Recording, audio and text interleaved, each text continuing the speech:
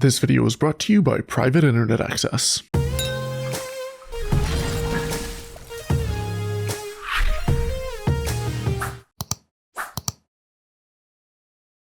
There will be nothing that you're going to see that you've ever seen before, because we are going to have a show that is totally directed, produced, and written by God the Father. Welcome to the televangelist circus, where the wild, extravagant claims flow freely. Gullibility is a feature, and evidence, well, who needs evidence when you have Christianity's most credulous ringleader, Sid freaking Roth. Are healing miracles real? Sid Roth has spent over 35 years researching the strange world of the supernatural. My guest prayed for a baby that was dead for 1 year, and the baby came back to life. You won't believe what happened. You're probably right. My guest has raised 37 people from the dead.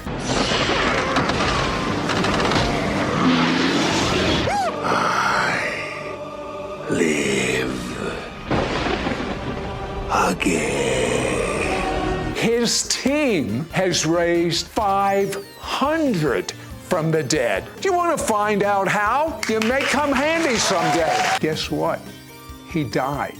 Not just once, but twice. Damn, numbers like that really put Jesus to shame. If he hadn't trained his family on how to raise the dead, guess what? I'd be interviewing someone else right now. I've covered a lot of religious hucksters on this channel, but Sid's special. He's what would happen if your overly excitable Uncle Oscar quit his dementia pills, drank 6 gallons of coffee, snorted some prophecy powder, and escaped the nursing home to pursue his lifelong career of being a Christian TV host. Well, this is new. Very few people know about this.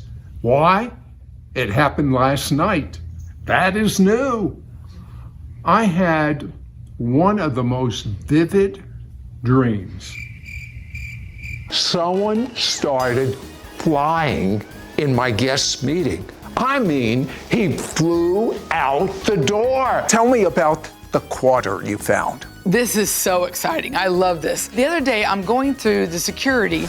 There's a TSA agent, like right there. I look down, right behind her is a quarter. And I walked through, I thought, that quarter is mine. I was so excited that that quarter was mine. So I, of course, picked it up, put it in the little fund. Oh, 1 quarter. My guest has seen a woman instantly grow 5 inches. You sure that was a woman? If this were real, every NBA star you know would be fervently praying for these miracle growth spurts. My guest says he's found his exact name and destiny in code in the Bible. He says everyone's name and vital information is also encoded in the Bible. My guest says she was supernaturally taught how to lose weight. Supernaturally. No diet, no food restrictions, no weight loss supplements. God, all around. Damn, how fat were her demons? Someone should clue John Hagee in. My guest, Shane Warren, at age 12, he knew nothing. Diddly. My guest has moved for many years in miracles. He just got back from Argentina, and in a matter of minutes, 60 people had creative miracles. I mean, new organs, and he says it's transferable. Anyone interested? Have you ever heard of stage 4 cancer? My guest had stage 5 cancer. Stage 5 cancer? So he's dead? Because cancer staging goes from 0 to 4. Instantly healed. He went to Taiwan to reach people with the good news. He was warned not to. Why?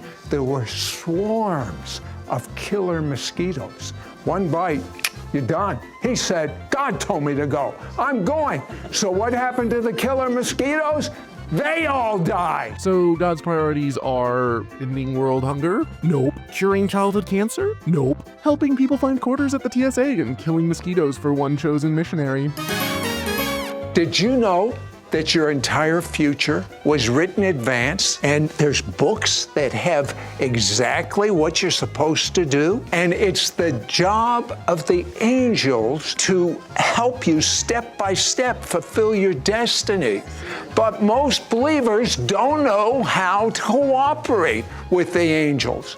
Would you like to learn? The most impressive thing about Sid Roth isn't just the miracle claims that he and his guests claim to witness, it's his ability to maintain such wide-eyed amazement with each increasingly ridiculous story. This man could interview someone claiming to have sneezed out a Lamborghini, and he'd react like it's the most incredible thing that he's ever heard. Now, after I drop this brutal video, Sid Roth is probably gonna wish that he could disappear. Unfortunately, he can't, because the internet is forever. But if you want to keep your internet traffic private, you might want to consider using a virtual private network, or VPN. And for that, I recommend checking out today's sponsor, Private Internet Access. Because browsing the internet without a VPN is like sending postcards in the mail. Anyone can read it. Now picture sealing that postcard in an envelope. That's what a VPN does for your online data. Private Internet Access encrypts your connection and hides your IP address, shielding you from internet service providers, network administrators, and best of all, government surveillance. Internet privacy isn't just about secrecy, it's about protecting your personal data and preserving your online freedom. With Private Internet Access, you gain a secure and private gateway to the internet. I've personally been using Private Internet Access since 2012, and as one of their 30 million downloads, let me tell you, there's a reason that it's so popular. It works on every major platform, one subscription protects an unlimited number of devices simultaneously, and it's both extremely easy to use and also fully customizable if you're technologically inclined. And they're one of the few VPNs that supports P2P file sharing. Their strict no logs policy means that they never record or store user data, a claim that's been proven multiple times in court and verified by a third-party Deloitte audit. If you're ready to take control of your online privacy, I've got a great deal for you. If you use my link in the video description, you'll get an incredible 83% discount on Private Internet Access. That's only about $2 a month, and you'll receive 4 months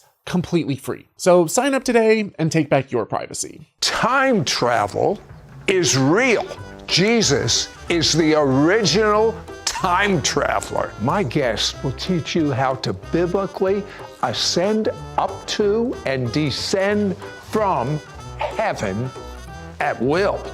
My guest died, went to heaven, but was sent back for many reasons. But one of the major reasons was to reveal the secrets of angels. An angel told his wife he would be healed of AIDS. My guest went to heaven and had the warrior's dance downloaded into her spirit. It's a totally different paradigm and revelation on defeating the devil. Are you ready to defeat the devil? You want to know what's the real miracle here? Despite hosting a show called It's Supernatural for almost 30 years, despite claiming to have witnessed countless miracles, and despite supposedly having guests who can raise the dead, cure cancer, and freaking fly, Sid has never managed to capture a single one of these miracles on camera. Except for speaking in tongues, of course. My guest can speak supernaturally in many languages that he's never learned. Yitya, just begin to see Kuala Ngorabasia Nasito Hukalesio. He's just actually saying by the Spirit. As I translate, he's saying, oh, he's saying, yield to me, my child. Ukuramokorabuf ekanda silavramakonse. Shokedesiendameke. Oh, there is such an outpouring of God's presence on you right now. So strong, I've named it peace, the aggressive weapon of God. It's so strong. That's what you have, peace, the aggressive weapon of God. My guest went to heaven every day for 3 years and was taught mysteries on how to awaken your spiritual senses, your supernatural hearing, your supernatural smell, your supernatural sight, your supernatural feeling. 3 years of daily heaven trips? I wonder what the commute time was like. Although, I've noticed that these heaven tourists always come back with vague platitudes or visions of Santa Claus and never anything useful like the cure for Alzheimer's or solutions to quantum gravity. I've been taken on tours of heaven, not just once, but many times. Christmas Town is actually a place in heaven. That is where Nicholas lives. Some people call him Saint Nick, some people call him Santa. Joshua Mills is known as the Golden Preacher because of being coated frequently in heavenly gold dust. And I mean, I've just never seen something like this. He is, every square inch of his body is coated. Nothing says divine miracle quite like dollar store glitter. Now he's traveling to foreign countries without airplanes. He calls it being transported in the glory. My guest is a seer. That means he can see in the invisible world just as most people can see in the natural world. And this is what he told me. Many of your angels are unemployed. Perhaps they should learn to code. The doctors told my guest he had 1 month to live. A miracle happened, and after that, the power of God just started moving, and people were being healed. People without eyes were getting their eyes back. My guest was a believer in the Messiah. She even met Jesus, visited heaven, but one day found herself and many other Christians in hell. She now knows the hell conspiracy. Now you are about to know what hell has purposely kept hidden from you.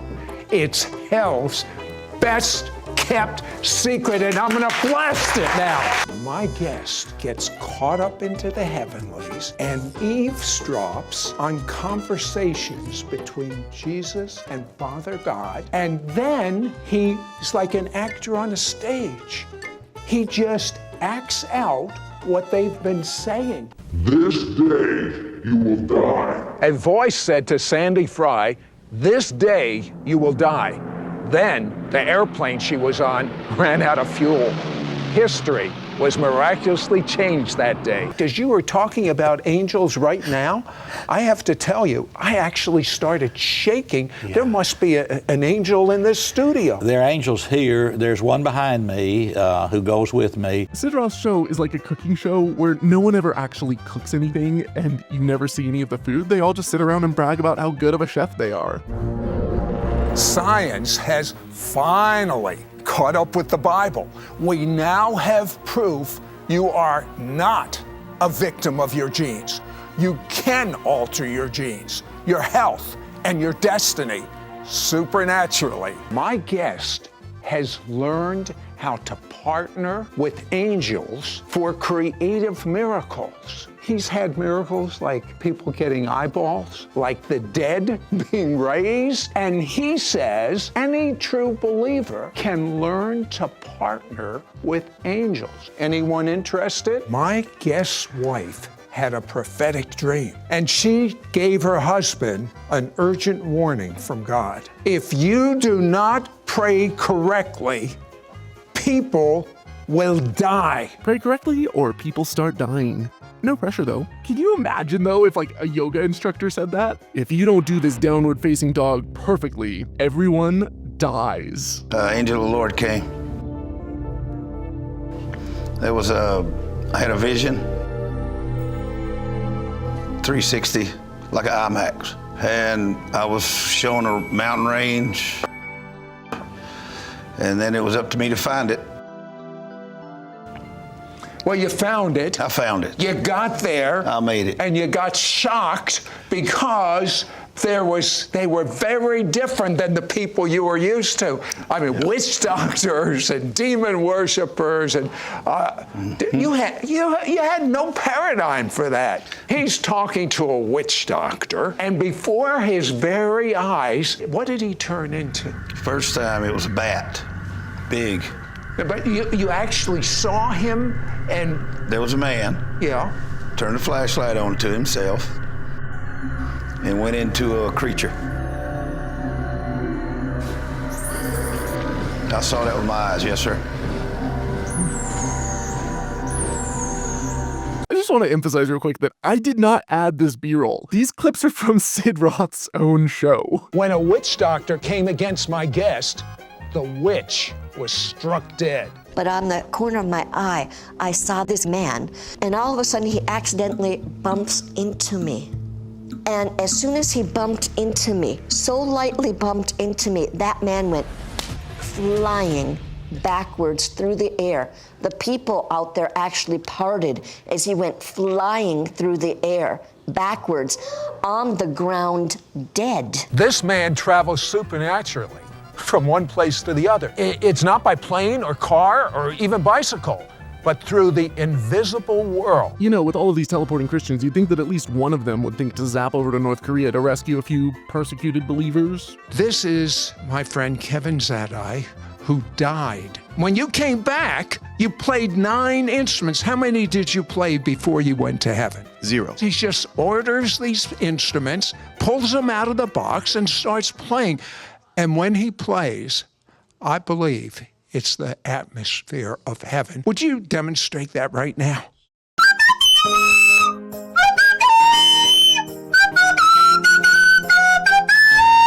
Joan Hunter has opened her mouth and said one word. Coffee? And this one word has resulted in millions of dollars. Can I have her open her mouth for you now? Wow! We need that again. My guest literally was an eyewitness of the final day on earth. I'm going to take you to an eyewitness who had an open vision, literally could feel, touch, see this day, and he says, it's about upon us. She grew like 3 inches in front of me, but her head had compressed. So I said, in the name of Jesus, I command this head to return to the proper size. And it went right in my hands. That was awesome.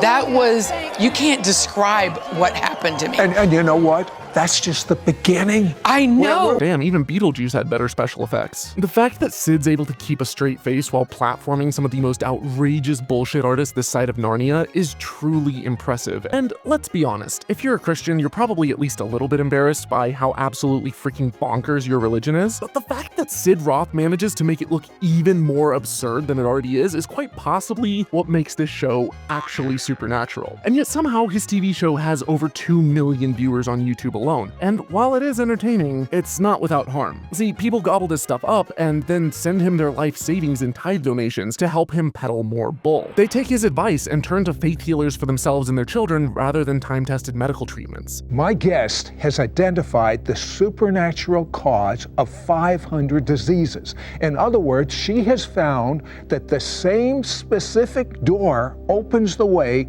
for specific diseases. When you can close that door, you can get healed. Televangelists like Sid spread pseudoscience, pseudohistory, and misinformation of all stripes. They erode trust in actual science-based institutions, and they push for the spread of Christian nationalism, eroding the separation of church and state. People's rights are affected by this stuff, which is why I've been pushing back against this kind of BS for almost a decade. And right now, I'm stepping up my game and scaling up my output. Right now, I am planning to scale up Holy Koolaid substantially. At the start of 2025, I am teaming up with another atheist YouTuber, Stephen Woodford, and the plan is to pool our resources, rent out a large studio space in the UK, hire a team, and massively increase our output, so that when Tucker Carlson drops some bullshit about demons, people are attacked in their bed by demons, or John Hagee or Ben Shapiro spout some bullshit about Judeo-Christian values, we can respond the very next day with a brutal bitch slap, showing the world how utterly moronic these clowns are. In the past, I have focused heavily on religion, and I have entire series on my channel focused on faith healing fraud, prophecy fails, religious nonsense of all stripes. That is not changing. I just plan to scale it up. I'm gonna continue this line of attack